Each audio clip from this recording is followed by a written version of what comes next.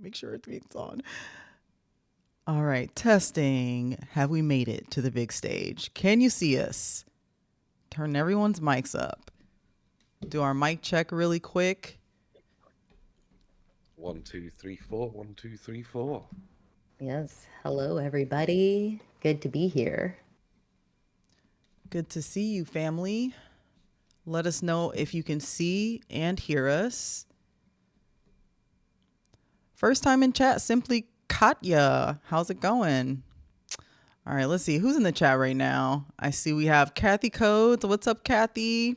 Robo Dom. Hey, Robo. Gameries08, first timer. Welcome to the chat.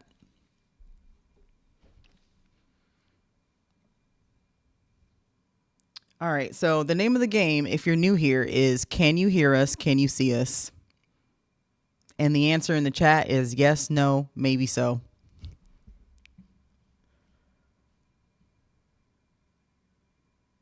Oh, the video and the audio are sort of out of sync. That's a first. Is anyone else having that trouble? Oh, they are for you too. Okay, I don't even know what that would be from. Let me double check some stuff.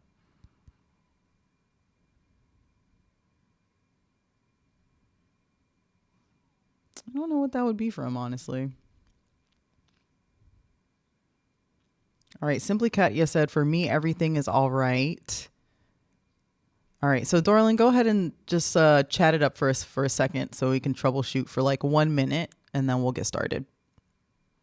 That sounds good. I'll chat it up. Hello, everybody. Good to be back with you guys today. And let's see. Oh, I'm looking forward to showing off another Braille t-shirt to everyone that I've got on currently. It's done with glow-in-the-dark puff paint. So if my lighting goes out on us, aka the sun goes down, maybe we'll see some glow-in-the-dark action too. Ooh, that's cool. Braille t-shirts. Right? Do you need me to keep chatting it up? All right, I think we're fine. There might be a delay because of Twitch and whatever your current speed of internet is. So I apologize for that. But if you're here, that means you're here for accessible JavaScript. Very excited for this stream because we have Graham back in the building with us, and we all love Graham because Graham's going to keep it real. And I love our streams with Graham. Graham, got anything to say for the people who came to see you? Yeah, don't worry. This is going to be all as chaotic as it normally is, and yeah, we'll try and learn at least one thing together today instead of going down random rabbit holes and off on tangents like we normally do. We'll see if we can learn something about accessible JavaScript today.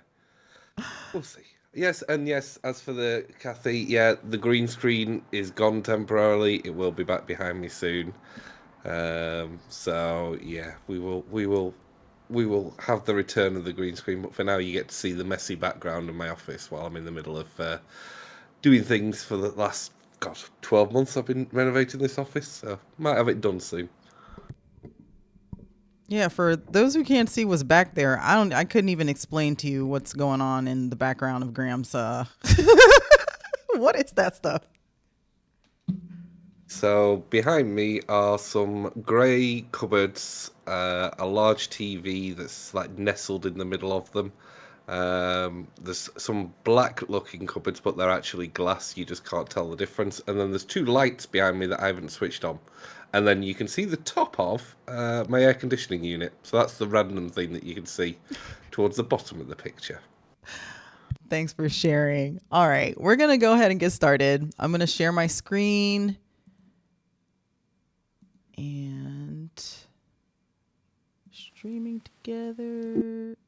Oh, I don't have a box for Dorlin. I'm going to have to make you one. Hold on.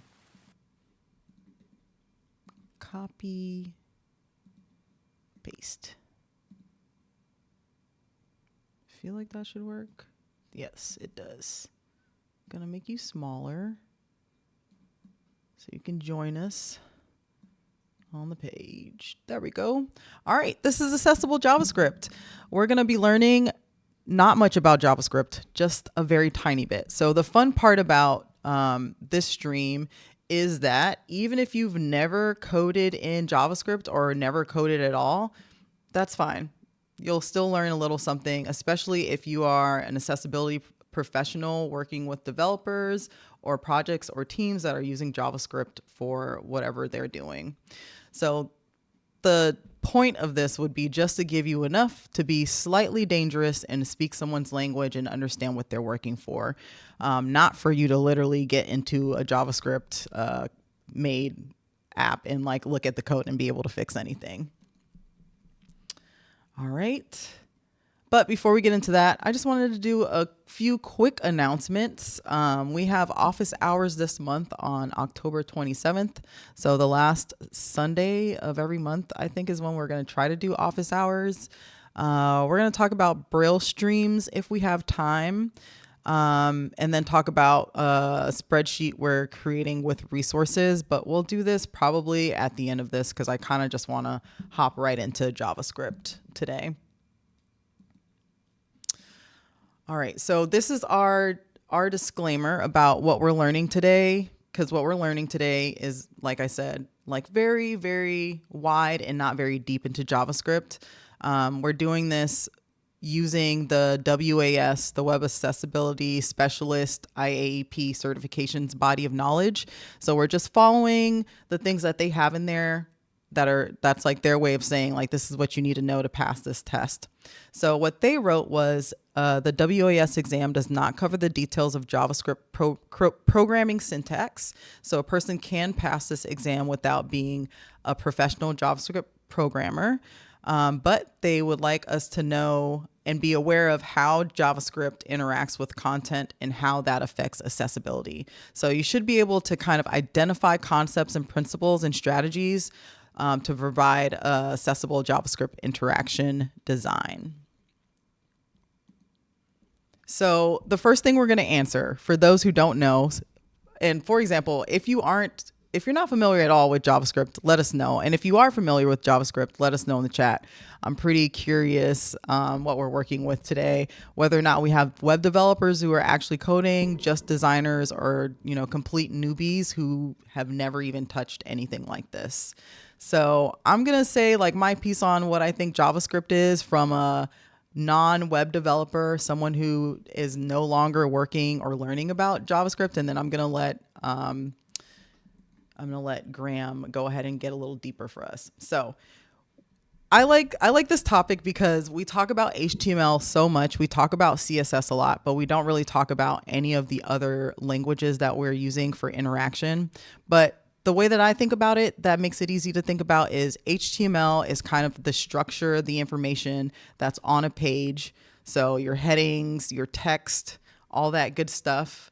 The CSS is kind of how it's styled on the page, like whether it's in a column or if it's spread wide, or whether it's big, green, black, dark, whatever.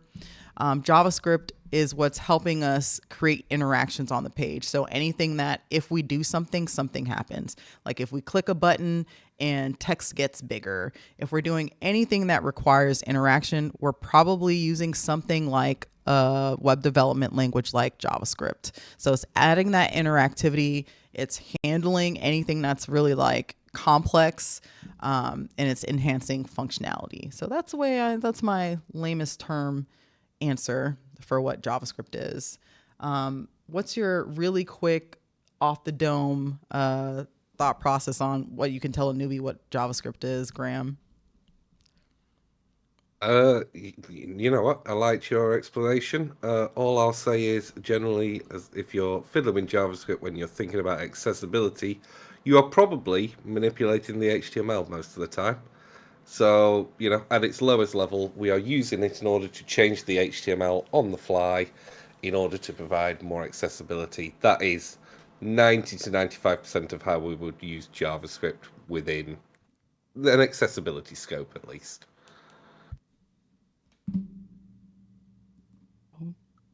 So this is a pretty Can I give good. my little analogy Yeah, of how I please. learned about it? And it's real simple. Just in terms of, actually, it's perfect because I've got my little dancing skeletons shirt on. So in terms of, a web page that has HTML, CSS, and JavaScript on it, and thinking about the human body, the skeleton is going to be your HTML. So you've got, your bones built in there with your heading structure and your regions and those things. And then the CSS is the skin, so it's how it looks. And then the JavaScript is kind of like the muscle of it. It helps things move, makes it more dynamic. Wow, that was really good. That was better than both of us. Thank you. Yeah, Mic I love drop. that. Although I've got to say, after working with JavaScript for many years, I would probably compare it more to, the gluteus maximus of the world. But still, it's yes, I liked your answer Why? because it's a hole. Like Okay. it's just going to cause you pain and headaches when you have to work with it, basically. So sorry, it was a poor joke. My apologies. Well, we Well love your placed, though. jokes. All right, so I like this picture that I found. This is your web page at the top, right? And we have some lines coming out. So a line from the page to HTML to show what the structure is, CSS to show that that's where the styling is, and then to JavaScript for functionality. And some other things to just be mindful of is like Node.js. That's back end stuff, right? I feel like Node.js is probably, if this is on here, this is a front end programming. What do they call it? A wrapper, right? Like these are what's the word I'm looking for, Graham? So Like either Angular, libraries or Vue, frameworks, yeah, frameworks. That's what I'm looking for. These are but frameworks. Node is a little bit of a red herring there because, like you said, Node a lot of the time would be the back-end language, similar to things that you may have heard of like PHP. So yeah, very rarely will you be using Node directly on the front end. You'll be using it to render things onto the front end in software a lot of the time. Right. So React.js is literally just using vanilla JavaScript and making it a little bit prettier. And then the Node.js is mostly that back end stuff with databases and other things like that. Okay, I love this question because I was asked this question during an interview for an accessibility job that was my first accessibility job, actually. And it was like, dang, you're going to ask me what an API is on it's like the third question, I think. So I'm not going to answer this one. I'm going to give this one straight to Graham. Graham, can you explain APIs like I'm 5? Yeah, but not without any run up on it. So give me a second. I haven't thought about this one. I thought you were going to do it. So the simplest way I can explain an API is someone else has information that you want. But they're a long way away, so you can't sort of just ask them directly. You kind of have to have a shared language. So an API is basically a set of things that I can ask questions of to retrieve information. And normally that's nicely documented so that if I wanted to, for example, find out all of the slides that have been created for today, and Avoca had built a API, I could query an endpoint and say, can I have slide 7? And that endpoint would give me back slide 7 so I can build something with it in the future. So it's a way for different companies to use each other's information or provide information to each other. It works the other way. That's basically what it is. It's like a way of exchanging information in a way that developers are happy to work with. That's my dumbed down, as simple as I can make it explanation. How did I do? Pretty good. Pretty good. I like this restaurant analogy that if you're a developer, you probably might know already. But the one where they make basically the waiter is the API bringing the food from the customer, from the chef who's making it to the customer. Kind of, it's like an information highway, so to speak. The waiter would take the order from the customer, report it to the chef, and then the chef delivers an answer, which is the completed meal from the kitchen. So just giving that information that the customer is requesting. All right, the last thing that we're going to talk about, Um, just as a Before we go basis. on, I don't think I ever heard us define API as an acronym. So for best practices, uh, I'll do that because that's all I know about it. Um, Application programming interface. Is that correct? Application programming interface. I know that this is crazy, but I've just never thought about what API even stood for. It was just a thing that they kept saying over and over again. And I was like, okay. Yeah. Hey, Matt Campos. What's up, Todd Libby? Kathy's got a good point in the chat. They said, and it's more secure than directly accessing their databases, I think. Like you can limit how many APIs you can make in a time period. It's even further than obviously, everything's way more secure than giving someone else access to your database. It is a lot of the time a lot less trust, so you can limit what parts of the database you can return to them, and you can also decide what shape of information to give someone back to simplify things for them. So it's a way of basically saying, I've got all this data, but I will give you access to this particular data if you ask for it from here. And if you ask for something from there, I'll give you this other bit of information. So as developers, we have different, basically URLs in the browser that we can go to and say, can you give us information here? Or, like I said, vice versa, I can provide information to that URL if I want to store information in someone else's database. Right. And I can't remember if we talked about a practical application of why we're even talking about APIs, but the web runs on APIs in a way. A good example of one, only because I've done it, this is the one that I could talk about, is NASA has a bunch of different ones that you can pull from. So you can make a website where it gives you like a picture of the moon every day, for like once a day, and you click on it and it retrieves this information from NASA that gives you an image from the moon, and displays it on your website. But Todd Libby said basically it's a way of communicating between developer and applications via software. All right. And then the last little background thing that we're going to think about is, what is the DOM? The DOM. I feel like RoboDom should answer this because it's in their name, but the DOM. I'm really not good at explaining what the DOM is. Do you know what the It's DOM is, Dorlin? it's that guy out Fast and the Furious. He's in all of them.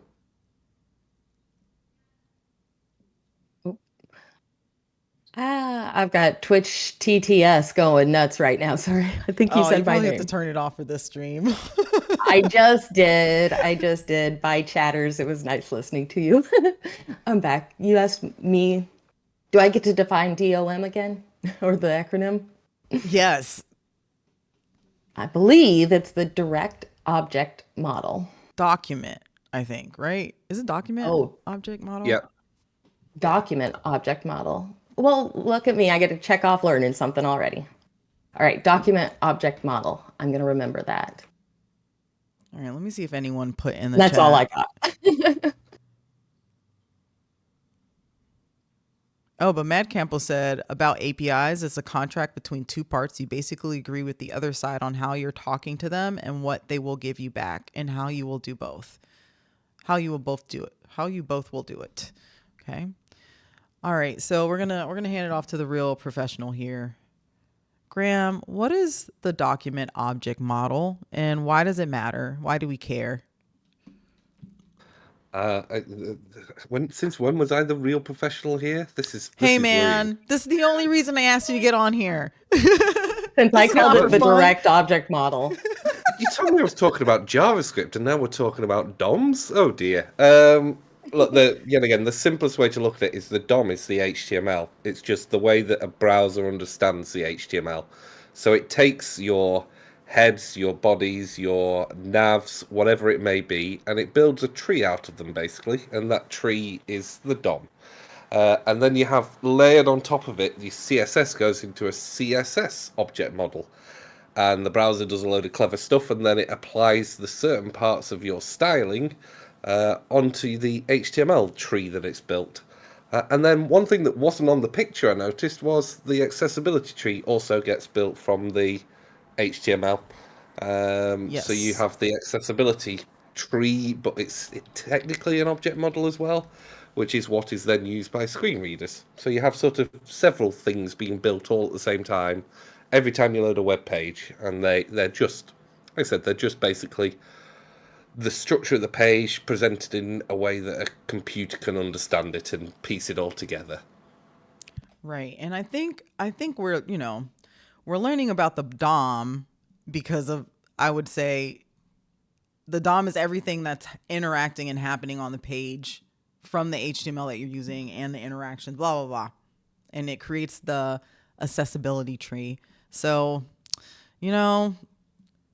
I wish that I had this on here already so I would be ready to explain it because this is a lot of arrows pointing at a bunch of different things. But we'll take a stab at it because I feel like this is good background information, especially for someone who hasn't thought about it or seen it before. And study style, I'm gonna try to word this out, and hopefully, Graham, you can help me out. You think that's doable? I think so. I think we'll have to describe the image as we go as well, because it's quite a complex image. But yeah, we can do this easy. Yeah, we'll take a couple minutes to do this one. This is for me and for you, everyone out there who hasn't seen anything like this before or hasn't talked about the DOM tree or the accessibility tree.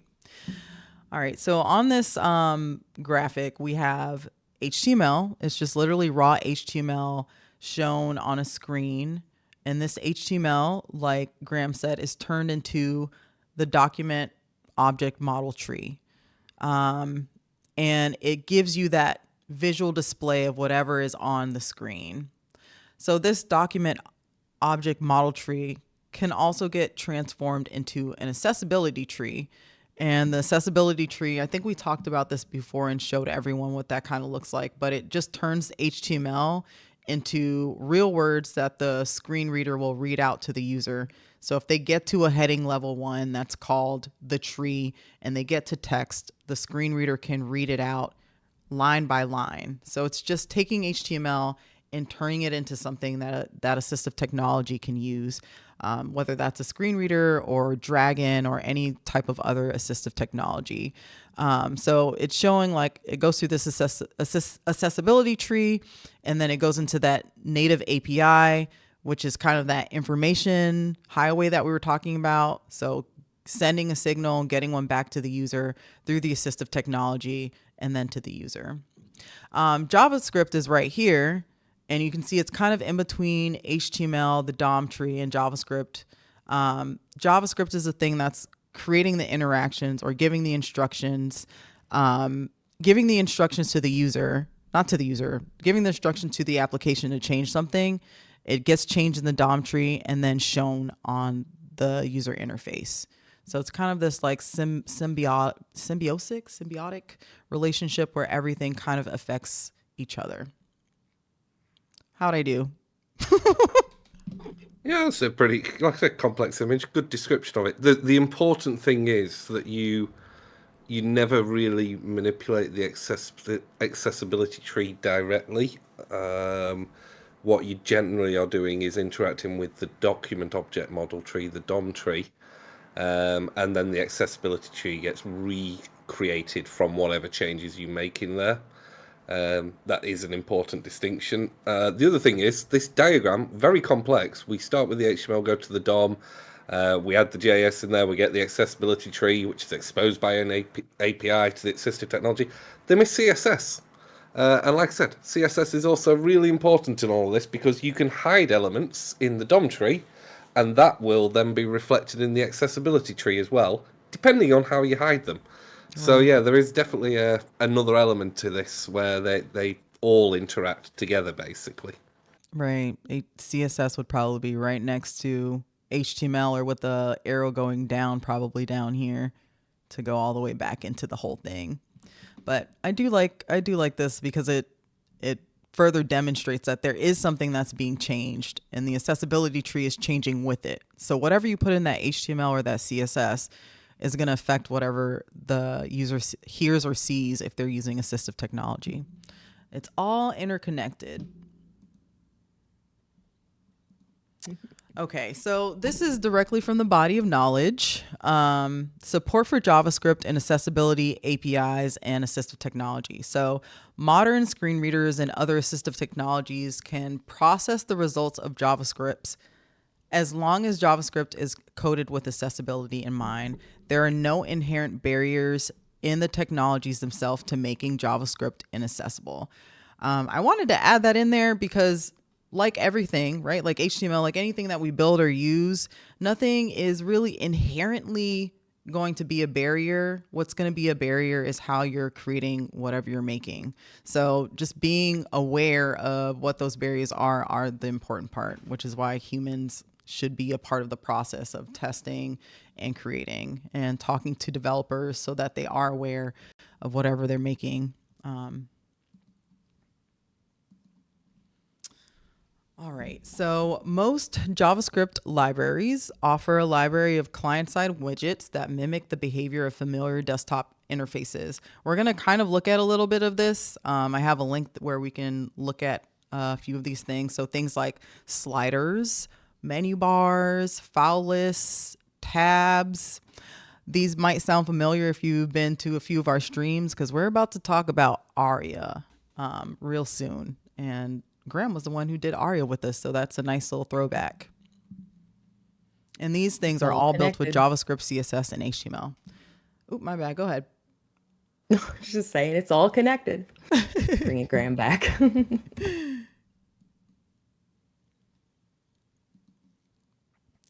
All right, this is another direct body of knowledge quote. Since the HTML4 specification doesn't provide built-in tags that semantically describe these kind of widgets, developers typically resort to using generic elements such as divs and spans. Another thing we've talked about. What HTML are we on right now? We're on 5 and have been for 17, 18 years. Long time. So yeah, so that's if you're still worrying about HTML4 nowadays, you're probably doing it wrong, to be honest with you. Yeah. I found that very interesting. I left it in there because I was like, I feel like this is really old, but also the body of knowledge I don't think is very old. So I don't know why they kept it in there. So maybe I'm off, but yeah, we've been on 5 for quite some time. While this results in a widget that looks like its desktop counterpart, there usually isn't enough semantic information in the markup to be usable by assistive technology. But now a lot of the things that we create in HTML have accessibility baked in of them. And we'll come back to this. Let me pull it up actually, and I'll put this in the chat. So this is from Mozilla. Is that how you say I, I Mozilla? I'm Mozilla? so upset. Do you know what? I'm so upset What are you upset that you about? What I managed to do? find that because you managed to find something on proper, MDN, the place that we send everybody, and they're literally talking about HTML4. I mean, like, we just shouldn't be talking about it anymore. It's ridiculous, unless it was like HTML4 was the dark days of the web when everything was really more difficult than it needs to be. Don't worry, HTML5 is supported absolutely everywhere nowadays. 99.99% of browsers. Honestly, like I said, you made me sad. You made me sad that this is. I've never seen this page, and that they're so far behind on the stuff that they're talking about, which is basically accessibility in a nutshell. You know, it's always an afterthought, isn't it? It's always the last thing that they'll update. My guess is they're trying to troll everyone who still uses divs and span like they're candy. They're like, sir, it's been 17 years. All right. But this is a great resource because the MDM is as good as it gets. You know, it's not like W3 Schools or any of those weird websites where you don't really know what's going on. This is like from those guys themselves. So this is really great because it gives you example of HTML. It gives you example of tabs. And it talks a lot about ARIA. So if you want to do a deeper dive than what we can do here today, I would definitely say take this link and go through it and read it. It's great. Can you say that link out? I don't think it's been said. So anyone who's just listening and isn't watching the stream Ooh, won't be it's able to really see long, that. but it's developer.mozilla, mozilla.org, and then a bunch of letters at the end. But if you put in an overview of accessible web applications and widgets, Mozilla MDM Web Docs, MDN Web Docs, it should come up for you. Cool. Thank you. My pleasure. Thank you for reminding me to do that. All right. So the last little piece that it says is dynamic content on the web can be particularly problematic for users who, for whichever reason, are unable to view the screen. Stock tickers, live Twitter feed updates, progress indicators, and similar content modify the DOM in ways that assistive technology may not be aware of. That is where ARIA comes in. So this is pretty much going to be an ARIA review. If you've gone to any of our ARIA streams, please be active in the chat and let's do some active recall together. So the main problem here is always going to be exactly what this just said, which is there's so many things that are updating on our screens, but aren't letting users who can't see what's on the screen know that that's happening. So, Dorlin, what does ARIA stand for? Accessible, rich internet applications. Application. Absolutely. Not sure if that's got And the S on the end. what does ARIA help us do? It covers those gaps that so far we can't with HTML5, I guess. You know, letting us know about an expanded state of something. Or like you said, if there's updating content, letting us know through some kind of an ARIA live region. And hopefully it's being polite and not, what's the opposite of polite? Aggressive? No. Assertive. Assertive. Oh my gosh. I knew it started with an A. It feels aggressive when it comes in sometimes. So, you know, letting people know what's updating on the page if they can't see that whole page. So giving the screen reader users that same knowledge that your visual users are getting. All right. So everyone say it with me. Well, we won't say it here, but in the chat. What's the first rule of ARIA? I feel like at least everyone knows this one. What is the first rule of ARIA?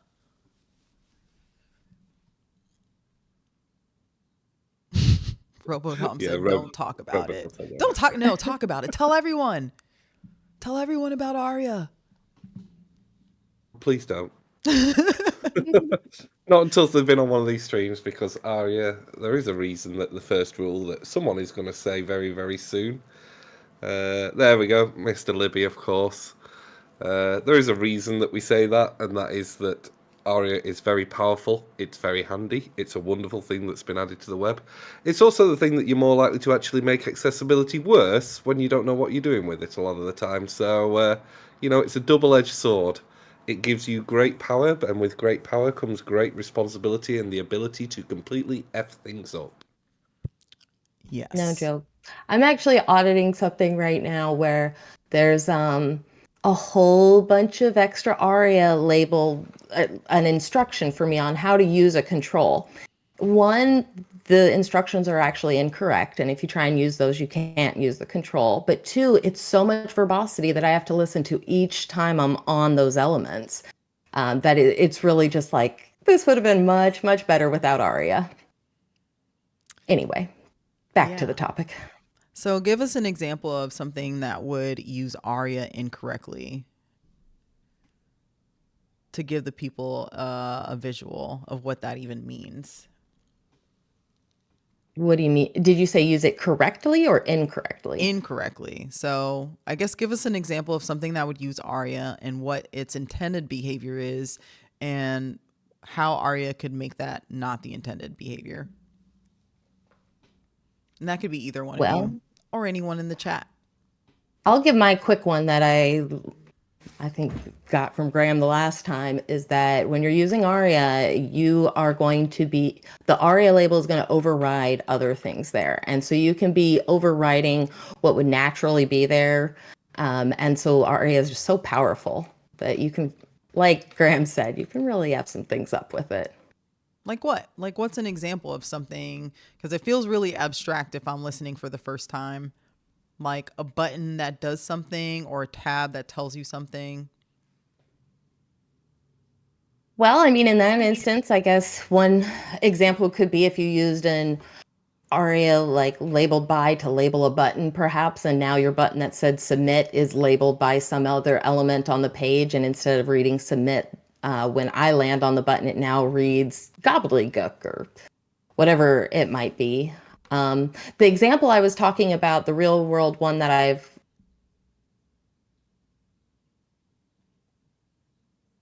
come up to a menu and then need to hit enter to expand it and then use your arrow keys to go through that menu. And so some of the things I've seen messed up is when something's expanded, it'll actually read as collapsed.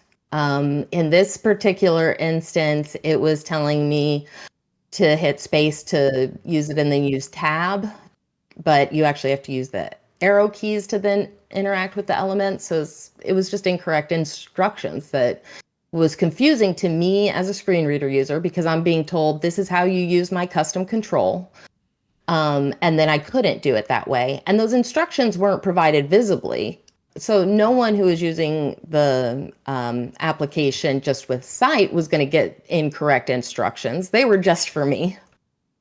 But I don't know if that's still too abstract. Maybe Graham has a better example. No, that wasn't abstract. I love that one. I can give you a dumber example because that's typical of what you will come across when we were saying about too much power. And that's the stupid thing, and people trying to over-explain things to screen readers is a massive problem we have everywhere. Don't worry, people who use a screen reader understand things in context and have loads of extra information provided to them. You don't need to tell them that this button is a button is a button. It's definitely a button. They know.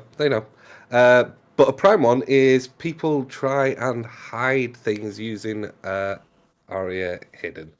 And that is a huge problem because they think, oh, well, that's not going to make sense to someone using a screen reader, so we'll hide it. And then loads of important information is just not on the page for them and not available. Just because you don't understand how a screen reader interacts with your content and how it transforms it doesn't mean it shouldn't be there. So that's the one I see often that is the simplest of simplest, yet very, very detrimental to the experience when you're trying to use assistive tech. Right. Yeah. I Thank have you. one more. I have one more example too that was a little different than the ones we used. That is, you can still hear me, right? I accidentally hit something on my keyboard. Yep, we can hear Oh you. no. Okay. I thought I lost everyone. All right. So sorry about that, guys. is those ARIA live regions. I've been on different pages where, for example, I was trying to purchase something and I was trying to fill out the form, put in all my different info, and there was a countdown timer at the top of the screen and it kept reading to me. And now I wasn't looking at, their source code or anything. I was just on an app. So I don't know what exactly was going on there. I'm pretty sure it was some kind of an ARIA thing, though, where I'm being read every 5 or 10 seconds how much time I have left, to the point that I can't even fill out your form because I'm getting all this information. And so sometimes with that auto updating content, I think you really have to be careful about what is being presented and how often. And that's one of those ARIA pitfalls, too. Am I correct on that, Graham? Oh, yeah, don't ask me. You're the one who comes across things like that. That sounds very familiar. Um, and it's one of those, it's normally when someone has learned a decent amount about accessibility. And so they are, they're at the stage where it's like, well, we need to let the person using assistive tech know that there's a countdown. So every 10 seconds seems fine. Let's do that. And it's a tough one because you feel like you're doing the right thing at the time, and it's only when you get user feedback that you go, "Oh, maybe that isn't a good idea," because I'd get put off if I was hearing it every 10 seconds. Um, but yeah, it's best intentions turning into horrendous user experiences a lot of the time when you get to that stage. Good intentions paving the way to inaccessibility hell. Yeah, exactly. Made it worse rather than better. Yeah, Mad Campbell said, wouldn't it be better to only use a chime or something instead of reading the time out loud? Definitely be a little less annoying if it's a That would be nice So nice. this sounding song. th- this is where it's really interesting because the problem is this is where technology starts to fall apart. We don't have a way for the screen reader user to be able to dictate how often they want to hear that announcement. So this is where we're kind of missing gaps. So this is a judgment call thing. Like that particular site decided every 5 seconds was right. That's excessive. But probably every 25, 30 seconds, if it's like a 5 minute timer, seems about right. So unfortunately, we have a very linear, like you either announce something to a screen reader or you don't, and it's very difficult to have it that they can say, "Oh, I want to change the frequency on that. I want to know every 5 seconds what my timer's doing, so I don't run out of time," or what have you. So yeah, we are at the limits of current tech, and it's probably a thing that certainly needs fixing in the future. But right now, if we can just get people to use things correctly in the first place, we'll be 20 times better along than we were in the first place. And we'll worry about the perfection once we get some accessibility considered. Because we're all way off that. Yep. And if you want to learn more about Arya in a lot more detail, we do have a YouTube that I put in the chat. The link, it's Intro to Ario, and it's 2 parts. I feel like it might be altogether, I don't know, 4 to 6 hours. So if you're really about that life and you want to learn more about Arya, you definitely should. If you're a web developer, absolutely learn about Arya because it's pretty important for accessibility. Wield it with responsibility. But we're going to move on. Today's a pretty short stream. Like I said, we're just scratching the surface. Barely even needed Graham here. I'm just kidding, Graham. Because we're about to need you now. I think. All right. We'll So see. We'll see. I'm quite happy to just be a passenger in all of this and listen to you all two's beautiful voices explain everything. Oh, thank you. You know what? What time is it over there in England? 10 p.m. basically. 10 p.m. Sheesh. Okay, accessible interaction design concepts. So we're right back to the WAS IAEP body of knowledge. So this is usually me and Dorlin, we kind of take it and we're like, this is what we want to learn. But for this one, I pretty much copied and paste because I was just like, I'm gonna just see exactly what they want. But these are the things they want us to understand as concepts. They want us to understand about managing focus, using semantic HTML, got that one down at the very least, considering the DOM order, event handlers, Accessible JavaScript widgets, we're going to go through them a little bit, and simplifying events. So some of these we're going to do this like study group style because I'm not too sure exactly what they want us to know about it, and they weren't very clear on this part. So we'll see what we can learn here. All right, so all they had for this part for managing focus was when JavaScript changes the visual focus. So, like when a dialog is activated, JavaScript should be used to manage the keyboard focus so that it follows the visual focus. So, my question for this one is how and what exactly do they mean by this? So, when I read this, I can conceptualize what they mean, but I am pretty confused by like how I would do that with JavaScript or what exactly that would entail. Is that something that you'd be able to help us with? Or anyone in the Yeah, chat? it's horribly worded, to be fair. So think of it step by step. Whenever you open a modal, most of the time that's from a user action. So it may be pressing a button, and let's make our example simple. This button says open modal. So when I press enter or I click with a mouse, my modal appears.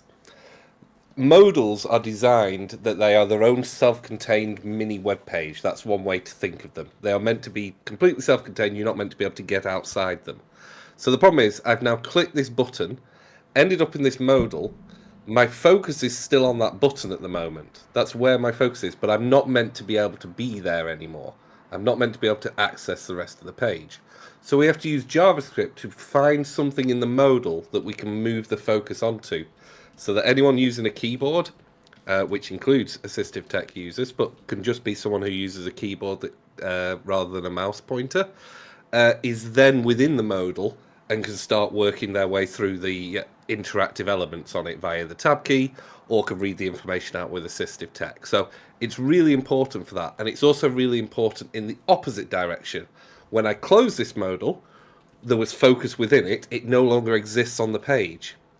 You have to be able to put the focus back on an element on the page so that the focus isn't lost. If focus is lost, then the pointer ends up back in the URL bar at the top, and someone has to tab all the way through the page to get back where they were. So that's why we manage focus with JavaScript. It's so that, sort of, think of them like subpages modals. That's the way I always like to think of them. You jump to a subpage, you want to make sure something is focused on there, ideally the close button or maybe the heading, and then that user then has focus in the right place. And when you delete that modal from the page, which is effectively what you do when you hide it, you want to make sure that that focus isn't left in it, because then it doesn't have focus anywhere anymore. So you need to put it back onto something that is on the page. So that's one of the main reasons for managing focus. Thank you. That is extremely clear, and I completely understand that. Kathy says, I think like if a modal opens, then the focus should be in the stuff in the modal rather than behind it. This was an aha moment for me because when I test, especially a very specific website, but when I test, something that almost always comes up is if there is a modal, my focus leaves the pop-up and then goes behind the modal, and then I no longer have focus if I'm using the screen reader or if I'm using like the keyboard to navigate. And now I at least have a good idea why, and I feel like I can explain that better rather than just being like, "Hey, this is what happened, and this is why why I'm dinging y'all on this."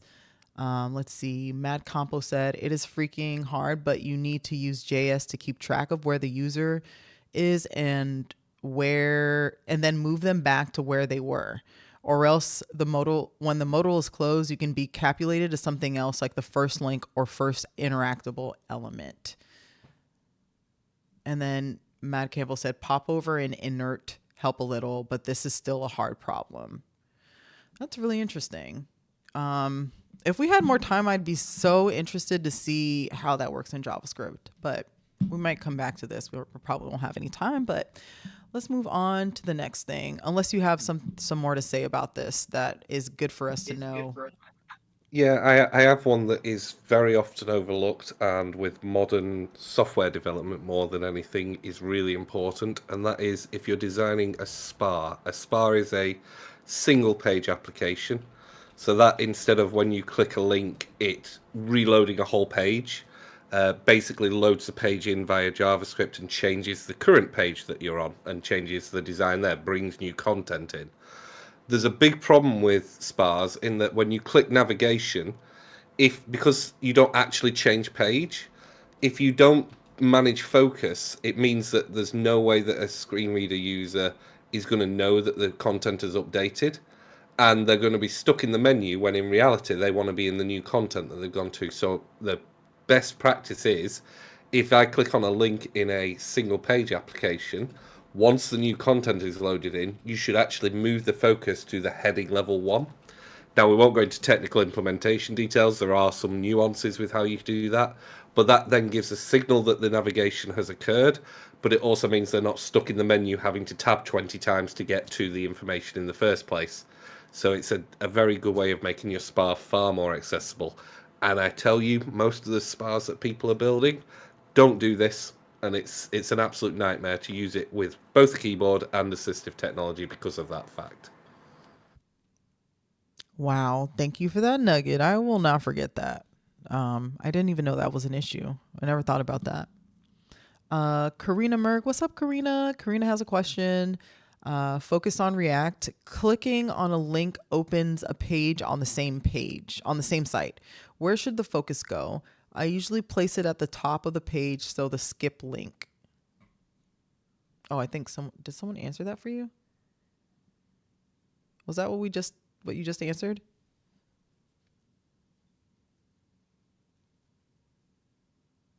Clicking a link opens up a page on the same site. Oh, so if it's so that sounds more like a saying that it is in React, but if you're doing actual navigation, so if you are fully loading a page in which you can still do in React, that's just like any other website in the world. So you do not manage focus at that point.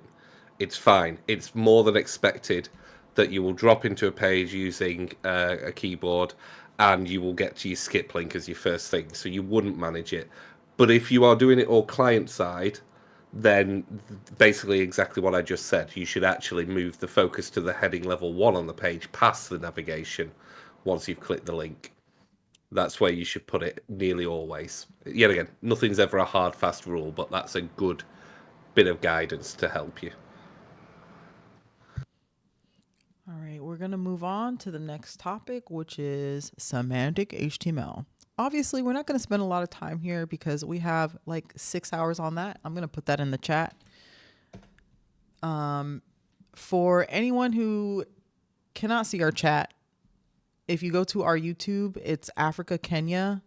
Go to, yeah, just look for HTML and intro to HTML and intro to ARIA.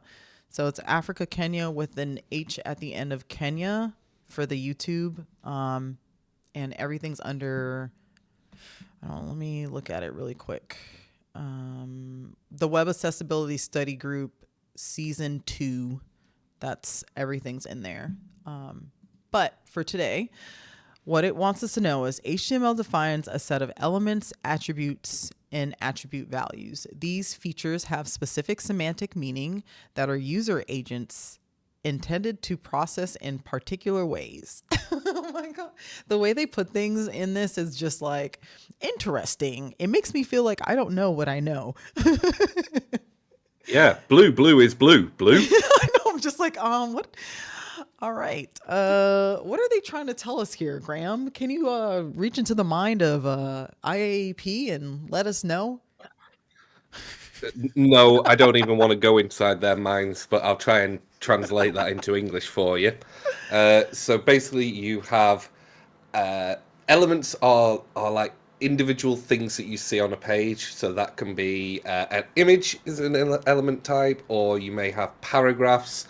There's two parts of that. One is it tells the browser how to display this thing. And for assistive technology and the accessibility tree we talked about, it adds extra information into it, which is why it's important.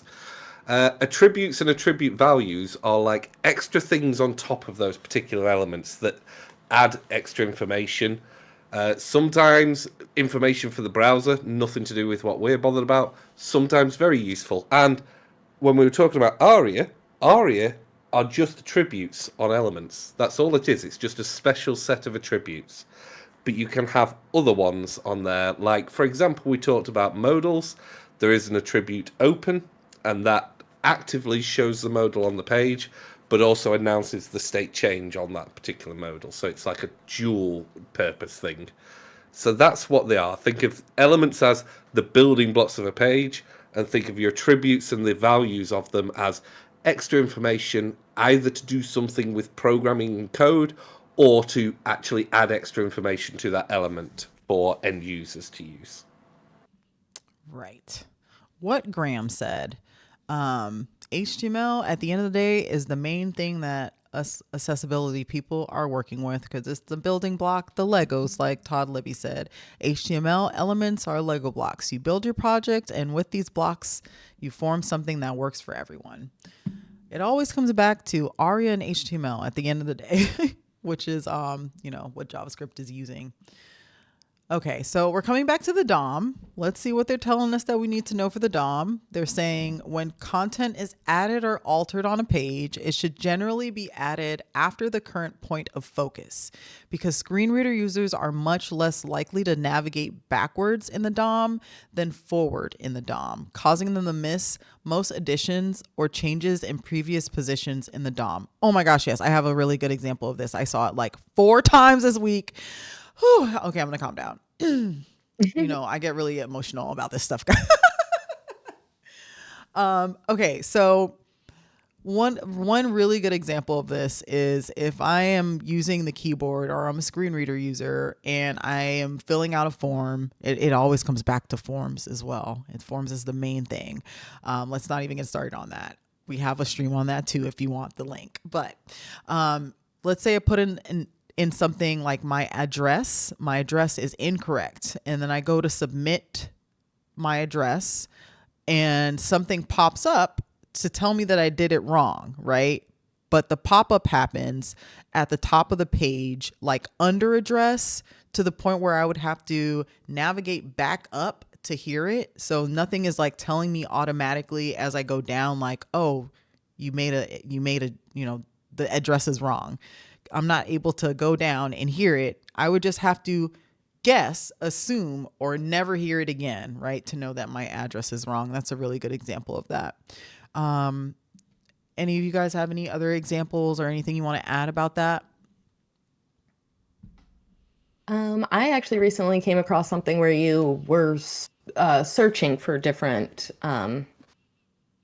there was a search function within this database on the application I was testing.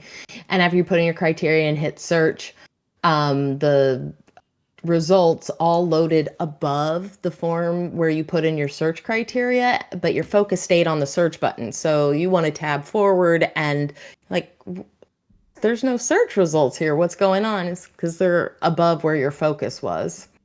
So yeah, kind of the same thing. I would love to see what that visually looks like. Whether that was just a DOM ordering issue or whether that was literally that they had some weird thing, because I've never seen search results appear above a search bar before. That is odd. That's a good point. It might just been the focus and the visual appearance of it. It may have made logical sense. When I wrap that one up with my sighted colleague, I'll let you know. Oh, here's another one. This one is so...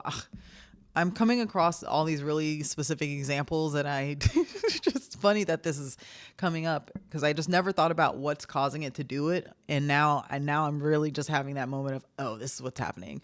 But another one that I came across is the next button for something. It appeared after you got to a certain point on the page, and the next button appeared at the top of the page. At the top, y'all, like you get down here, right? I'm down here and I'm like, oh, okay, cool. And then the next button pops up and it appears right here. Like the only reason I knew it was there was because obviously I can see the screen. But if you were using the keyboard and you couldn't see the screen, you'd just be like, okay, what's next? Then you'd have to scroll back up, like shift tab back up. And then you'd be like, oh, is this a next button at the top of the page? And you have to do that for each page. It was really fun explaining that to the developers because they were just like, "Durr?"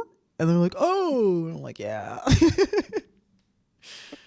But it's so Oh, pretty here oh, at the top of the page. I know it was a design choice, but that's why us accessibility people need to be in the room when they're designing stuff. oh. So there was, where was it? There was a question I saw then that made me think of something. What if the new info, that's it, it's from Karina. What if the new info is wrapped in ARIA Live and focus is sent to that container? Um, they are both tools you can use to mitigate this, but what you said there is probably falling into that little trap I said about earlier of best intention dev, worst outcome. Because if you start managing people's focus randomly on things loading into the page, that can be very disorientating. So you should only ever manage focus if it's a definite result of an action you've already performed. So if I say, show me the latest data on this stock, and I press that button, it wouldn't be jarring if you were to move me to a part of the page where you then loaded in that stock ticker information dynamically. That would be fine. But if you decided to move me to every new thing that came into the page, so say it was a messaging app on the side of a website, and every time in your messaging you decided you were going to A, announce that via ARIA Live, and B, you were going to move my focus there, I would never get a task done. So it's always err on the side of caution. Um, Trust me, I'm sure that we will get many horror stories as we go along here, but most people using assistive tech are used to developers providing a shit experience. So they are very good at going back and checking through a page to see if something's appeared. So you are better erring on the side of caution than starting messing with their focus for anything other than a direct result of an action someone's taken. I Thank like you. that. Please I don't think put that everything in ARIA Live. That's a disaster as well. You that need is to a be very disaster. selective. Now, I have a question here. I think for when it comes to ARIA Live region, well, is it so that your focus isn't actually supposed to be going to that? That's kind of why we're putting it in ARIA Live region, right? Because our focus isn't there, but we're having this content that we need access to. Is that a correct statement? Yes, certainly, but you wouldn't generally want to put the whole content in an ARIA Live region because that would give you that horrible overwhelm you were talking about earlier. You know, if I loaded in a whole web component with loads of graphs and charts and I put all of that in an ARIA Live region, you would probably curse at me for weeks and weeks saying, "What were you thinking?" But you do need to perhaps let people using assistive tech know if something dynamically loads into a page. Nothing wrong with using an ARIA Live region to say, hey, we've loaded new content in further up the page. Or you shouldn't technically say further up the page, but new content has been added or new graph loaded or something like that. And then it's a nice prompt to know to go and search around the page. That makes sense. Oh my gosh, Dorlin. Guess who's on my lap? Sorry, y'all. This is an emergency. My buddy. Oh my gosh. No, it's not even the buddy. It's Oh, oh my Kiki? gosh. Well, yes. Oh my gosh, she's in my lap, y'all. She's the grouch. Oh, she just left. Sorry, I She had is to a stop grouch. the I've stream never for even. I'm blind, and I'm actually not even aware that cats exists. that. She won't touch me. Oh man. All right, my bad. Cat break. It's part of the study group. It is.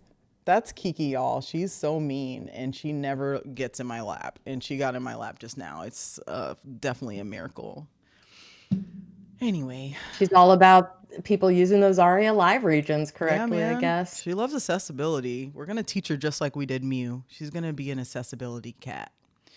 Okay, we have 2 more slides left, and then we can let Graham go to sleep. But All we're right. gonna Just watch me drift off on the stream. It's fine. Yeah, I'll just keep going. we're gonna stay a little bit later to talk about announcements at the end and more of the fun stuff. But this is a good stream. We're finally not doing 3 hours. It's amazing. Okay, let's talk about event handlers. I don't remember anything about them, so I'm definitely gonna let you do the heavy lifting on this one as well. But for our purposes, again, what they would like us to know is that JavaScript event handlers must be device independent. The functionality must be available with the keyboard, mouse, touch, voice, etc. I'm lying. I know exactly about this. I don't know why I said that. But can you tell us about event handlers? I think actually, Dorlin, you'd be pretty good at explaining this. We talk about this a bit. But yeah, the main story here is whatever action is required to select something should not only happen with one device like a keyboard or a mouse. So the easiest explanation would be like a button. For the most part, most people are probably using the mouse to click a button, but what happens if you don't have a mouse? You need to use the keyboard. What happens if you don't have a keyboard? You might need to use touch. What happens if you don't have that? You might need to use voice.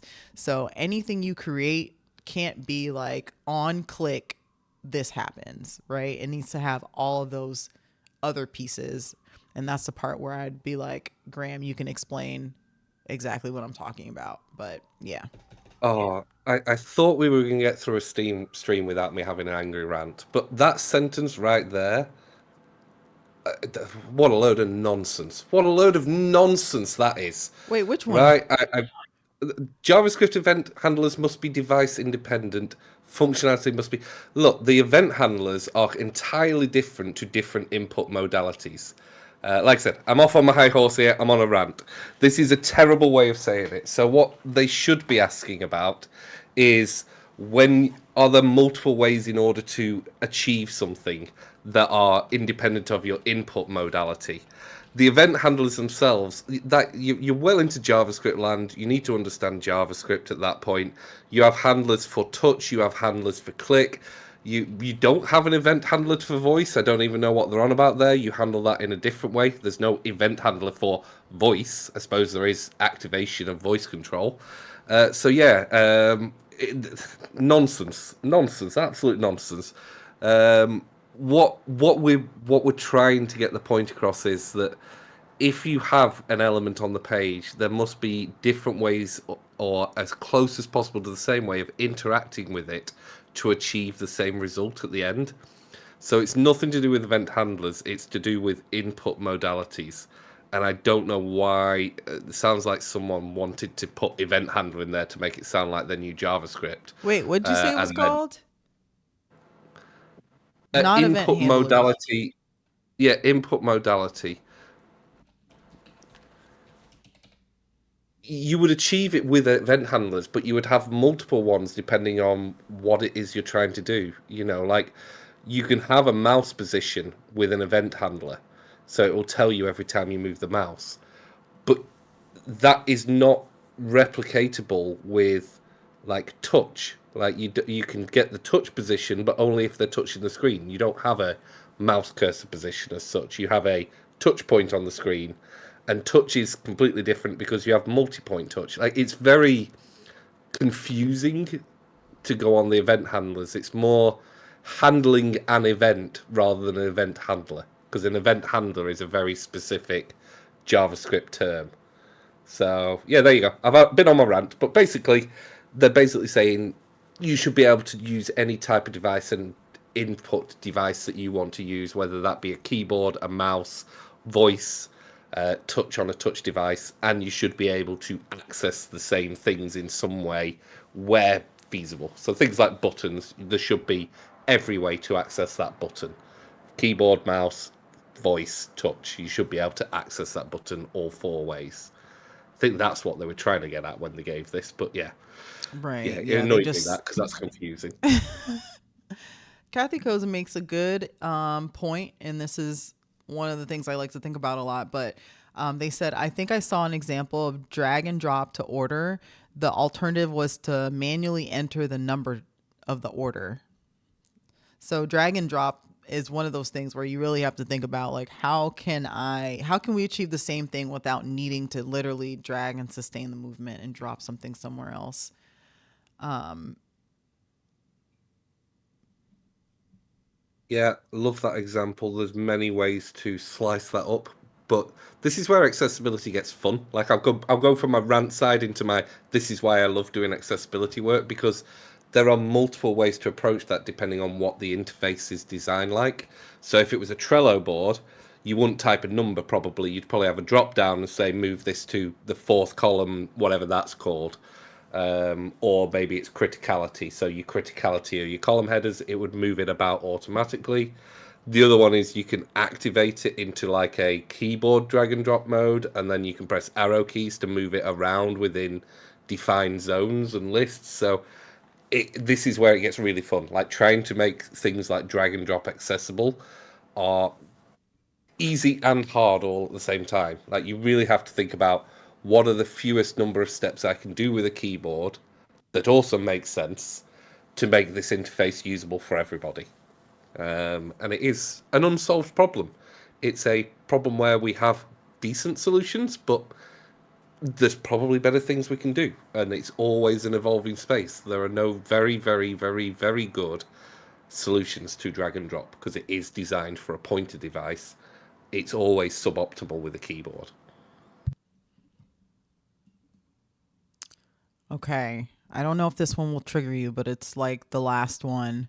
Um, let's see what they mean by simplifying events. But they put buttons and other interactive elements should generally have only one type of event associated with them. Multi event elements are more difficult to make accessible and more difficult for users to understand. For example, either a menu item should act as a link or as a button that expands a submenu.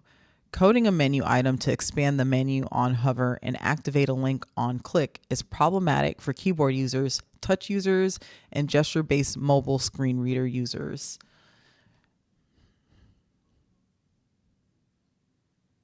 I'm not as angry as I was in the previous one, but I'm still reasonably angry. Are we classing hover as an event? Like the choice of the word events is where this gets confusing. So what they're saying here is correct in some ways, but at the same time, keyboard users can access right-click context menus with Shift F10, I believe it is, or F10. So that is something that could have two input modalities. You could have a left-click on the button to activate it, a right-click to have a drop-down menu pop up. There's no reason you couldn't do that and make it accessible. So yes, as a general rule, not bad advice. Certainly, using anything that activates on hover is a disaster. Please never do that unless there is another way to activate that thing, because hover is only accessible via a mouse pointer. You Mm-hmm. cannot really hover. Well, you can, but it's very difficult. You can't hover with like touch, and you can't really hover with a keyboard unless you use certain extra tools. So hover is a big issue. Having multi-event elements just feels a little off to me. Like it is possible to do that and make it accessible. So it's not a hard fast rule. It's a it's a sanity check is what I would call it. If you find that you're doing things, one thing is doing two actions on a page, you really need to question if that is the correct way to do it or whether you should split that into two separate actions. That's the best I'll Right. do. Uh, Todd, you can just go away. Thank you very much.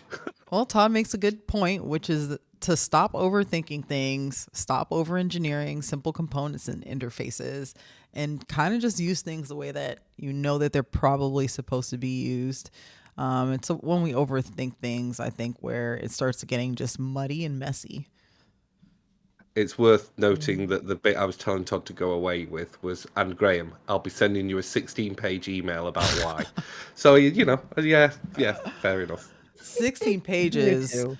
Lord, all written by ChatGPT if it was me. This is definitely reminding me of our season one stream when we were still using Video Ninja, and they had, custom made their own little button, which is why we go back to our semantic HTML. You don't have to worry about your event handlers and coding all that in. If you're using the semantic, it's already got that information. But we went into the source code there, and I think we found that they had like an on click, but there was no, I don't know what the other handler would be, the on enter maybe, or on space, whatever it is to activate it with the keyboard, that wasn't there. And so I could get to the button, but I couldn't activate it with the keyboard. I had to share my screen and have you use your fancy mouse to click it. Yep.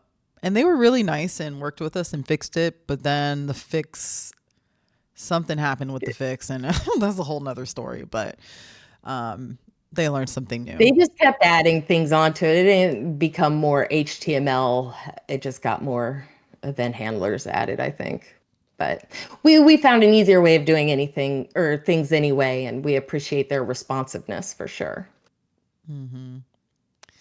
So the last part of this, which we won't touch on with great detail. So this is just homework for anyone who's actually doing the WAS, and something that we will absolutely come back to next year when we are doing our free floating non-certification track streams. But this is just some accessible JavaScript widgets. The link I have here, I just realized, is DQ University, which you have to pay for, and they do have a rule about not sharing their things publicly.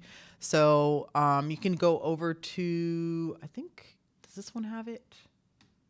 No, not this one. But I'm pretty sure the W3C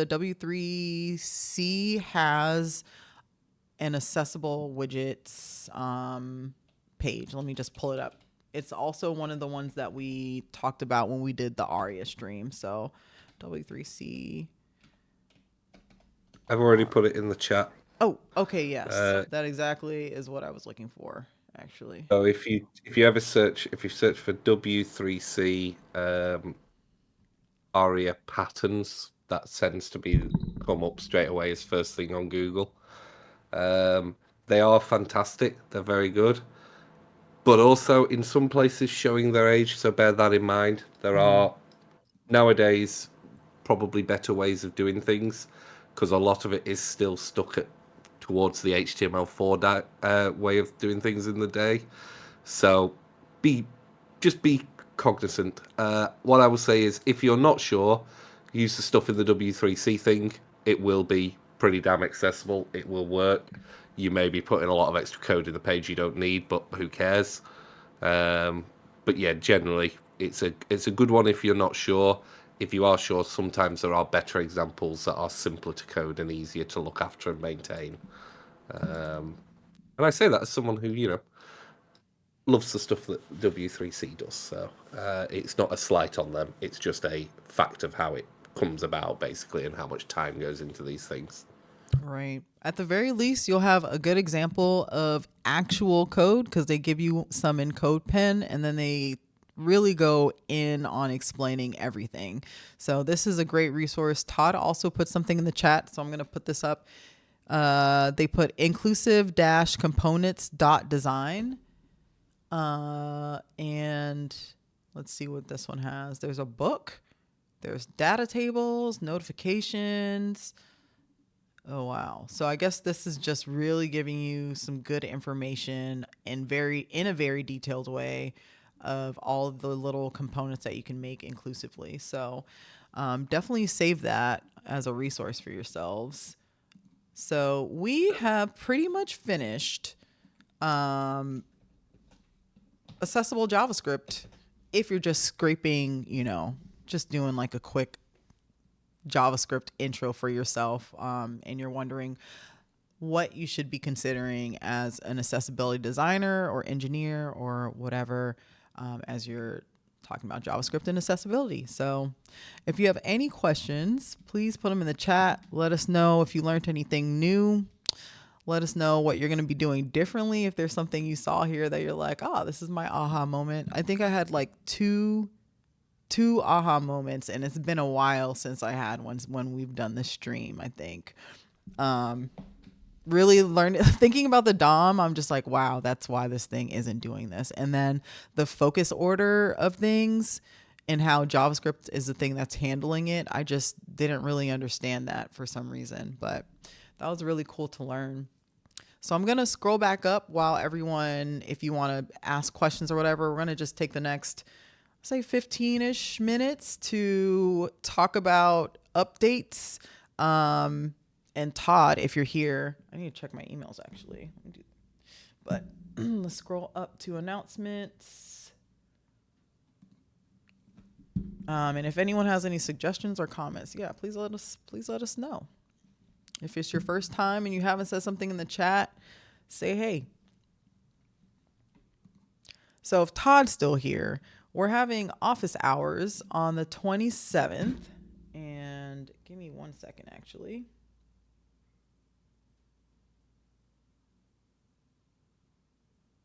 Okay. You defied Graham's request to leave. I'm glad that you did. Todd Libby will actually be joining us October 27th, before our main stream. That's our November stream, which is Ajax and single page applications. Oh my gosh, we're doing spa next. And you're the one who made me realize that they're called spas. I'm like, spas? What the heck? That's our last little topic actually for this year is going to be on spas, single page applications. Todd Libby's going to come through and tell us all about accessibility and those types of applications, and a little bit about Ajax, which is just a word that I know and don't really completely understand anymore. But before that, October 27th will be our first office hours. We keep not doing them because of life, but we're going to try to do it this time on the 27th. What we're going to try to do during this stream is answer any questions that anyone has on anything accessibility related, including certifications, licensing, learning, whatever you want to know. We'll be there hanging out, and we'll also be trying to make our stream more accessible because we're all about that accessibility life. One of the things that we've been running into that we want to do is we want to provide live captions that actually work and aren't just captioning me. We want them to also caption for Dorlin and whoever our guests are. So we're going to try to use like Twitch's stream together feature and get on that. So if anyone could come and just hang out with us for like an hour or so, we're going to be testing a bunch of stuff and just hanging out like we did yesterday. But this time for a little longer, and Todd will be there with us, kind of helping us install stuff and try some new things, which is nice. So the last piece that we want to talk about is our Braille stream. And that's not the last piece, second last piece, but our Braille stream is happening. We are not going to end this year without having a Braille stream. Our tentative date, which may change, is November 24th. So that's a Sunday. So that'll be our office hours time. But instead we'll be doing a Braille stream. The Braille stream is going to include a little Braille drama like we always talk about. And we're going to make something fun. So there'll be some hands-on activity for us to do while we learn all about Braille. And that's going to be all Dorlin. Dorlin is a mastermind and does a bunch of Braille calls and Braille activities. So I'm excited. I hear about these Braille calls that she does all the time. So she's going to basically do a little bit for us. So if you have any questions about Braille or want to say anything about how excited you are or any suggestions on art projects that we could all do together, I don't know. But Dorlin's the one who's going to kind of put all that together for us. So claps for that. Yes, we're going to have a good time. I'm sorry we had to cancel in September, everyone. I had a family thing I had to take care of, and the Braille, it's going to be a good stream. We'll definitely go through the code a little bit and show you guys how it is a code. And like Africa said, we'll do a hands-on activity. I don't know about an art project, but we'll see. Oh, yeah, there's going to be an art project if I die trying, even if I'm the one who makes it. We're doing it. Bring your scissors. We're gonna have a list for y'all of stuff to bring. Okay. But while we're talking about Braille, can I show off my new Braille t-shirt? Or should I save that till the end? Okay, guys. This is by a company called Blind Girl Designs, and she does all sorts of fun stuff. But I've got a Halloween themed shirt. It's got 3. Can you see it, Africa? Am I in the right Yup. frame? Okay, so it's got 3 skeletons dancing on top, and they're all doing different poses. I guess the one in the middle is like upside down, and they all have white canes with them. And shout out for National White Cane Awareness Day next Tuesday. So our white cane or skeletons are dancing with their white canes. It's all in white puff paint on a black t-shirt. And beneath it, it says Happy Halloween in print in puff paint. And beneath that, it says Happy Halloween in uncontracted braille in puff paint. Nice. And It's beautiful. yeah, I'm super stoked. Thank you. All right, our last little update. This is kind of administrative, not really, but we're trying to create some resources for the group in the Slack channel. And one of those resources that I'm working on with a few other professionals is we were trying to figure out severity levels for WCAG defects. So I don't know, there's like 30 of them or something in 2.2. So a few people had questions on if we're using something like Jira or any other software that puts together all of the things we find as bugs. How are we adding severity levels, and what are those severity levels? So we're creating a spreadsheet that has, I think, every single WCAG defect and then adding severity levels to them. So we'll be sharing that with you all. And the last resource that I'm going to hand off will probably be all of our slides that we've been using. So wherever I take notes and add things in, I'll share that once I clean it up. But if you have any other ideas of resources or anything that you think would benefit the group for us to create, it may take us many months, but it will definitely try to make whatever that thing is and then put it in the group. So a lot of the things that we create are just really people asking me how to do something and then me creating it. And I'm like, you know what, let's just give it to everyone because everyone could benefit from this. So yeah, I'm always open to ideas or open to anyone who wants to share any resource that's an actual practical resource that we can all use. Defect meaning success criteria. Yes. I was saying it. I was like, I know there's a better word for this, but that's where I'm at right now.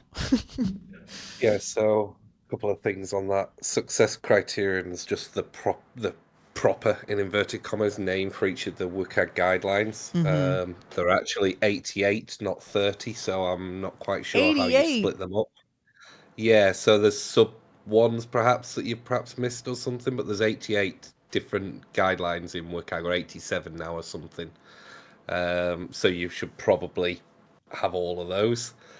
More than happy to help you cast an eye over that and do it, because you're into a danger territory once you start assigning criticality to accessibility issues. You're into a world of, oh, you think that disability is more important than that disability and all sorts of stuff. So I would definitely just split it into 2, maybe 3 things, which is, one is safety. So, and there's not many in that, but it seems like 3 flashes for people who have epilepsy and stuff. Those are high severity ones. And then I would go for things that literally make it impossible to use an application as Sev 2, and then Sev 3 everything else, or Sev 5 and 3 and 1, depending on how you want to split it. I would be very careful going any other route, because you do get a lot of people coming back to you going, oh, so deaf people are more important than blind people, are they? You're into a fun level there. Okay, full disclaimer, I'm pretty sure that this is 2.1 that we're doing for our template. And it was because it's government based and they're still unfortunately on. Are they even on 2.1 There's still yet? at least 60 odd They're in on 2.1. sadly. So I don't think it's 2.2. I need to look at the spreadsheet. I haven't looked at it in a couple weeks. And the severity levels are just severity levels that I've gotten from just like jobs and stuff. So now I'm wondering where they got those severity levels, but they're just the severity levels based off of the US government's, whoever said that that's what it was. So I would love for you to take a look at that with us. I need to double check what the resource is actually. and then I'll probably share it with you and we can look at it together. But I'd like it to be everything included from 2.2. And Todd, yeah, if you have spreadsheets from audits, that would be so cool to look at. Yeah, I'm using spreadsheets from an old job, and I think there's low, high, medium, and critical, right? So there's Yeah, four that's levels. use what Todd's got. Like I said, more than happy to throw my eyes over everything and just cast over it and what have you. Heck yeah. Yeah, love the resources you created. It's amazing. We are short of them. I keep saying I'm going to create resources myself and then never do. It's so So I'm hard glad now that one of us actually does stuff. it takes a lot of time. I've been really slacking this year because of work, and now that I just don't have a lot of free time. But we'll see. We'll keep on creating them, and hopefully one day we can have some place to put them all in one place. But so far, I'm just putting them all in that GitHub and hoping for the best until I can gather the energy to figure out what to do with everything. The other thing we've been coming across with the Slack, which is why I'm just like, Discord at the end of the day, it feels like we're going to end up migrating back there. And I hate to say it. But I loved Discord, and the people who complained about Discord not being that usable aren't even using our Slack. And now that I see other people navigate Discord, I feel less shakes fists at Sky about it, because I'm like, it's doable. But we also wouldn't lose any of our resources. And right now we're losing all of our resources in Slack because they're only kept there, I think, for 60 days.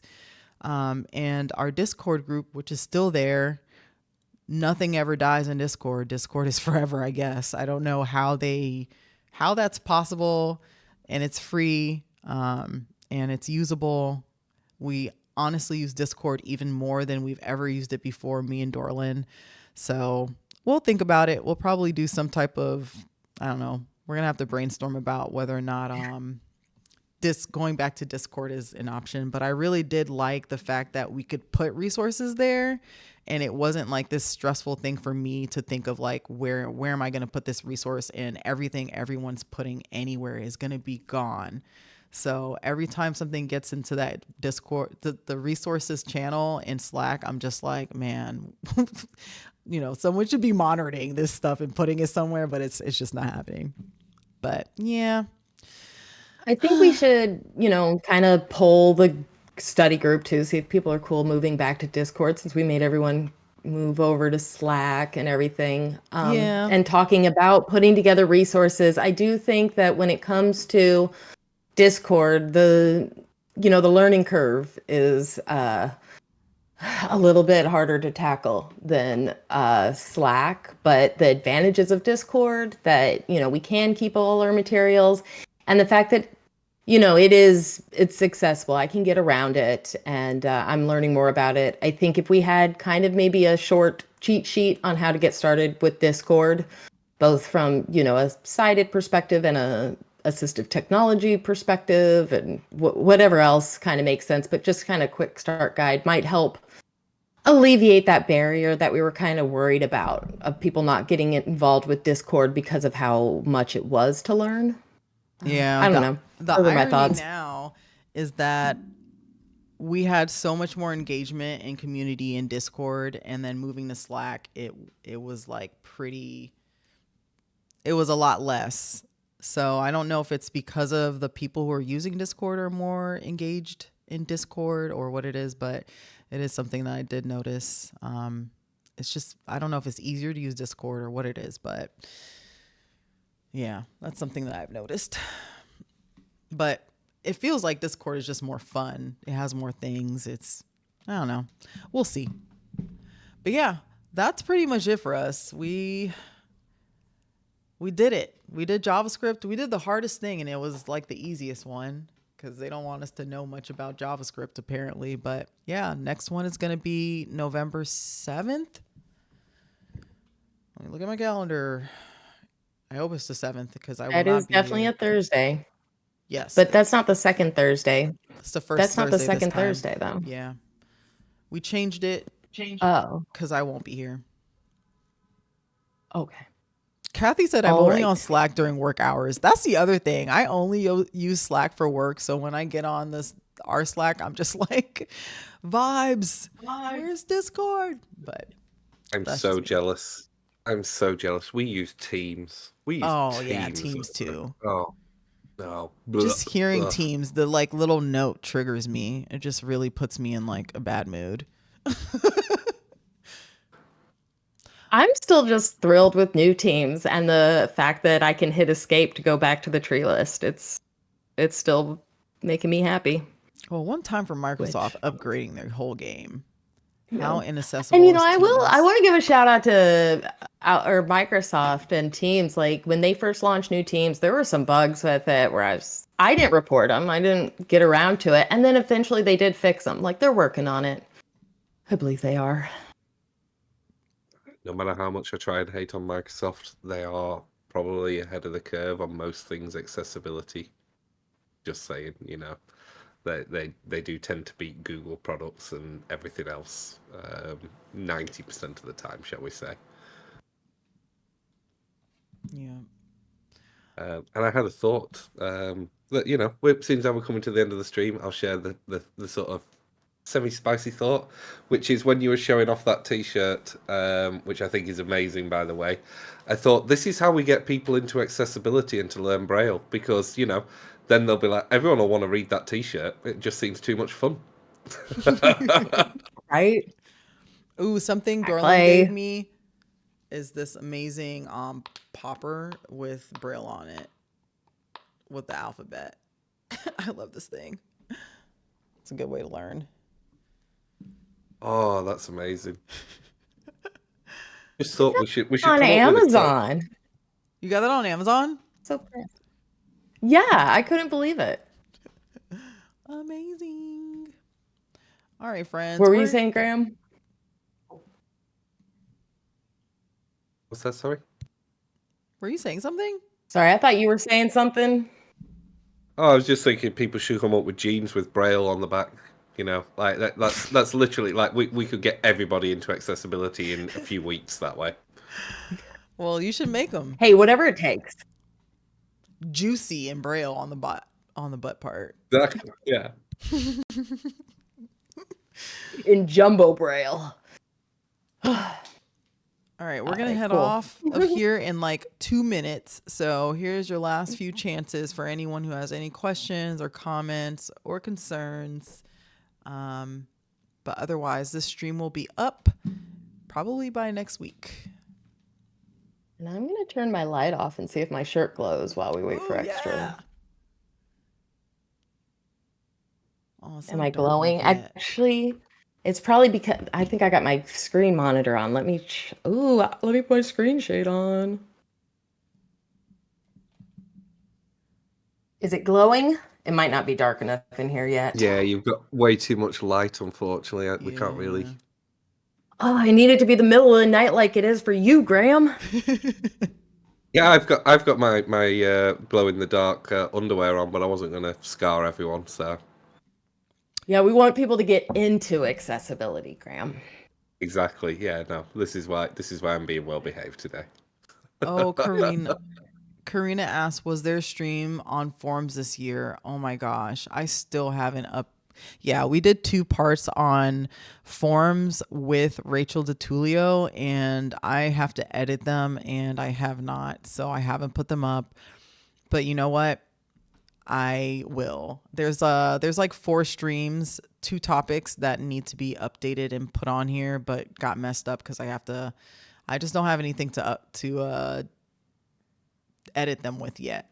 I haven't figured it out. I either have to pay for something or find something that won't crash my computer. Because when I downloaded, I think it was called DaVinci actually crashed my entire computer, and I had to like restore it. But I really do want to get forms up because that one was an amazing stream, just like HTML. Like HTML, Intro to Aria, and Forms to me were like 3 of our best streams because they were so thorough. But Yep. And Todd said he expects a full house on November 7th. You heard it here first. But yeah, that's going to be our last one. So I expect it to be a full one too. Yep. Todd, DaVinci does not like my computer. It literally crashed it. I was just like, what the heck?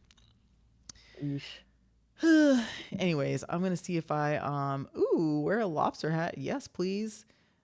Let's see. Karina asks, is the WAS for senior level peoples? No. I wouldn't say for senior level people, but I'm pretty sure they want you to have 3 years of accessibility experience.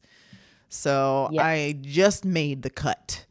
So that's why I was like, as soon as I get that 3 years, I'm in on this. I'm doing it. So I'm gonna try to do it in December or January for the WAS. And if you all have any other questions related to anything for certifications or any of those good stuff, the best time to come would be October 27th during our study stream. We'll be there answering literally any question you can ask that we can answer. And Todd will also be there with us. So anything we can't answer, I'm pretty sure that Todd can.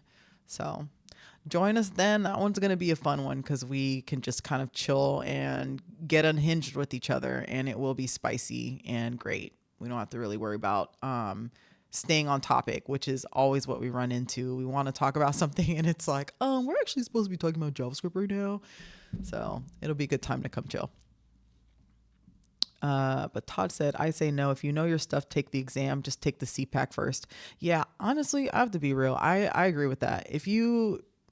I'm not saying that you should do this, but my opinion is if you have a year of experience working in accessibility and you know your stuff and you have the CPAC and your DHS trusted tester or something like that, go take the WAS. That's my opinion. Not my professional one, my regular one. But you should definitely have a little bit of experience.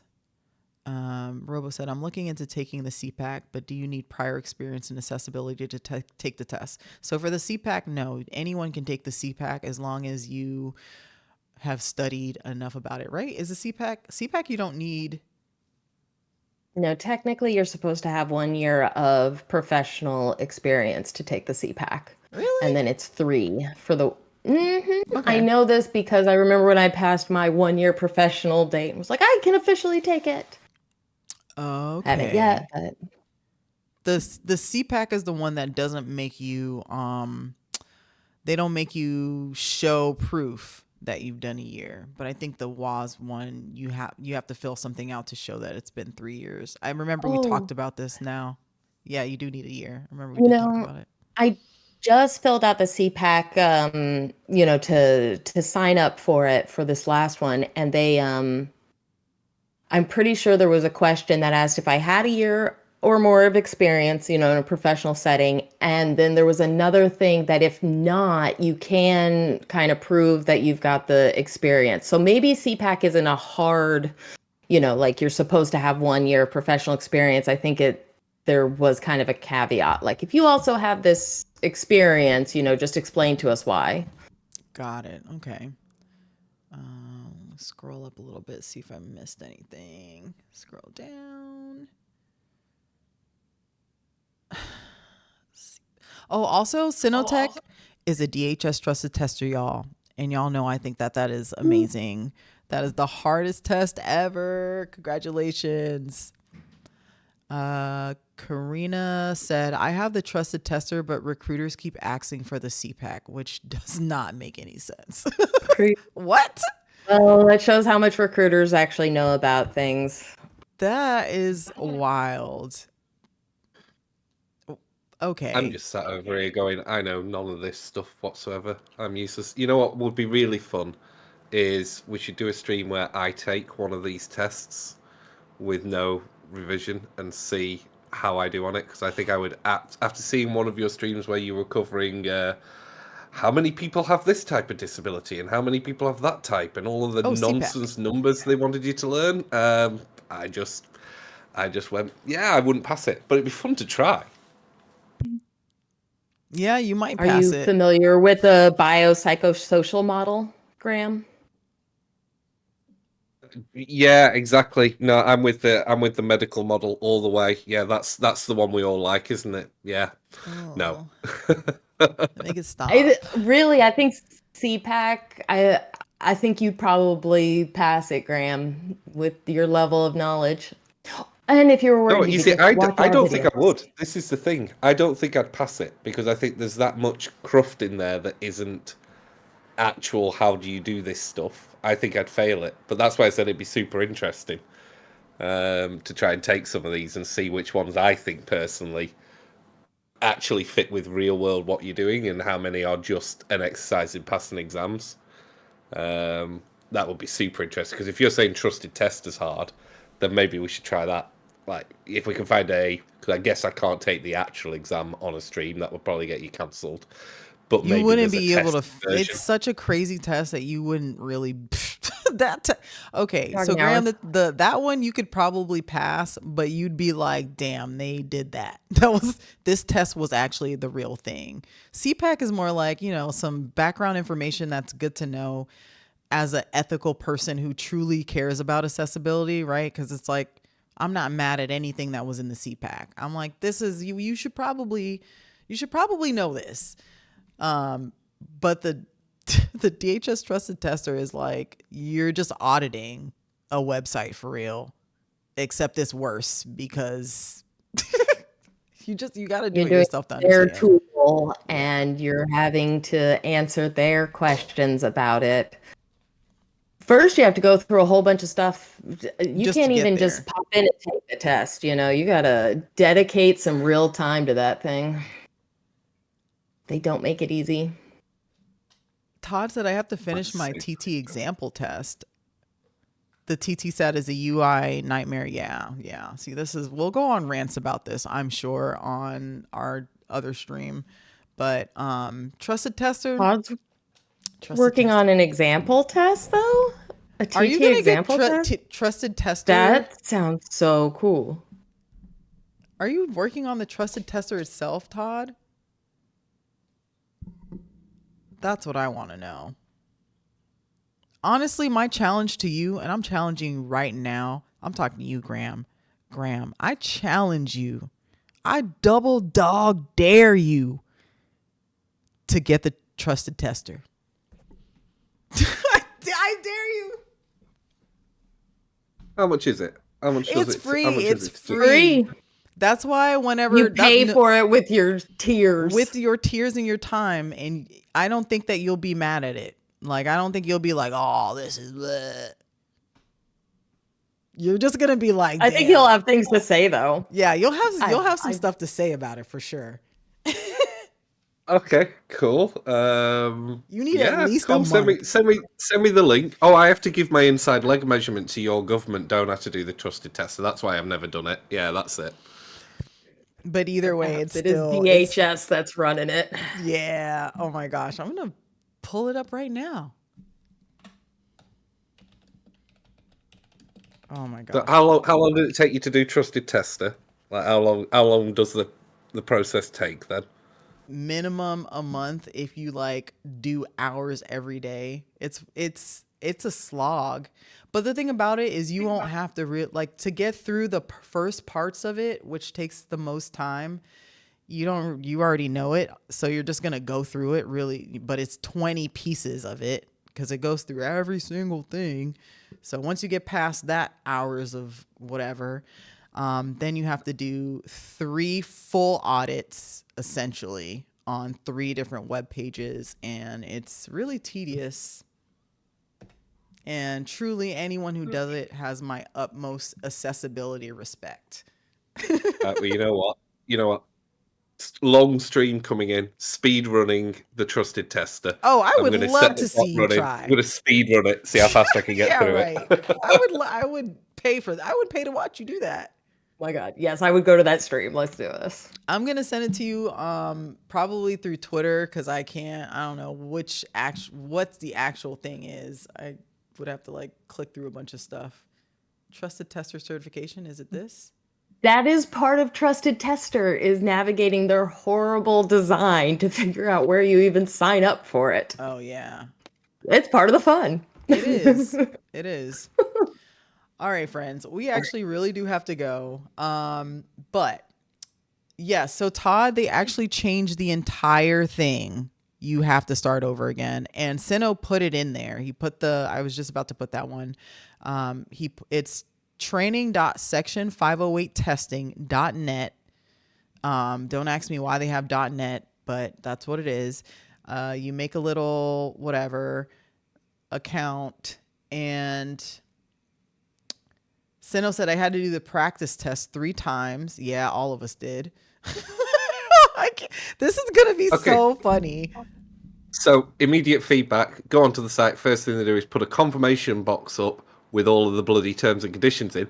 And apparently, if you move your window while that box is up, it will then redirect you back to the DHS website. So, there you go. First massive usability fuck up. Oh, yeah. Sorry, big the whole swears, thing, and but they yeah. just revamped it, which makes it even funnier. Like, they literally were like, we're going to make this a little better. And, that's subjective, I guess. But it's part of it. Part of it is being mad at how annoying it is and what choices were made. But it gets better because I've now not accepted those terms and conditions. I can now not go to that link. It just redirects me permanently to dhs.gov. So I'll have to open a new browser session to be able to do it. nice. Yeah. Click a link, open a new tab. Great. Wow. Yeah. Everything about it is just like it's a part of the experience, and Awful. I will be so proud of you if you get through it, but I won't blame you if you decide to give up. I'll speedrun it with a 12-hour limit on time and see how far I get through it. 12 hours, maybe I feel like we're halfway. gonna do it. Tell us how it goes. I'll come to that stream. Just tell us.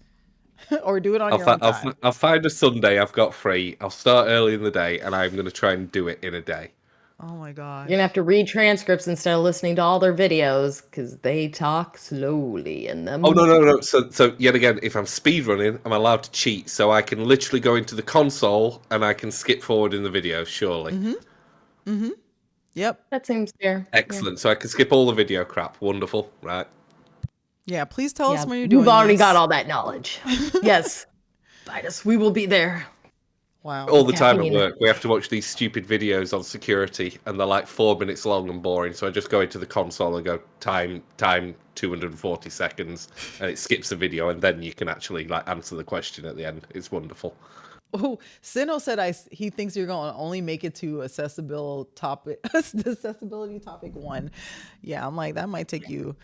Nah, I'm sure you'll get past it. Anyways, I really do have to go, but it has been such a pleasure to hang out with everyone. We will see you in a couple weeks on Sunday where we can talk about this even more. And by then, hopefully, we'll have a check-in with Graham about whether or not he's really about that life. All right, everyone. We'll see you soon. Thanks for having me. Bye. See you soon.